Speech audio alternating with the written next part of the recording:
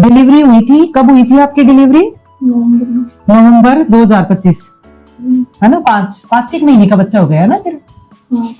5 महीने का। अब क्या हुआ? 2 महीने का बच्चा है।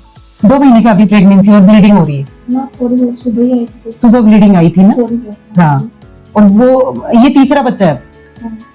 और हार्ट की बीमारी हो रही है, तो इतनी जल्दी जल्दी प्रेग्नेंट क्यों हो रही है? दे रहे हैं, अब दे रहे हैं। अच्छा, अब देर पड़ेगा। हाँ, तो आपने क्या देखा, इनका एक बच्चा 5 महीने पहले नॉर्मल डिलीवरी से यही हुआ था और साथ में इनको हार्ट डिजीज और एनीमिया भी था, और अभी ये 2 महीने की प्रेगनेंसी के साथ आई है, यानी 3 महीने बाद प्रेग्नेंट हो गई। इनको अच्छी तरह समझाया था कि आपकी नॉर्मल डिलीवरी है, नॉर्मल डिलीवरी के बाद कितने दिन का गैप रखना चाहिए, एटलीस्ट 2 साल का, और सिजेरियन के बाद में 3 साल का। ऐसा क्यों? क्योंकि बच्चा जब आपके पेट में 9 महीने पल रहा है तो माँ के न्यूट्रिशन से ही उसका डेवलपमेंट हो रहा है। फिर दूसरा, डिलीवरी के दौरान ब्लड लॉस होता है। नॉर्मल डिलीवरी में 500 ml एवरेज माना जाता है और सिजेरियन में उसका दुगुना यानी 1 लीटर तक का एवरेज माना जाता है।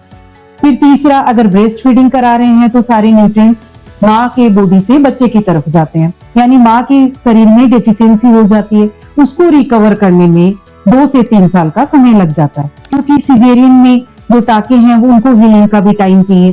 पहला सिजेरियन है, आपको नेक्स्ट नॉर्मल डिलीवरी की तरफ जाना है, तो उन टाकों की हीलिंग बेटर होनी चाहिए ताकि नॉर्मल डिलीवरी अच्छे से हो जाए। ऐसा गैप रखना क्यों जरूरी है?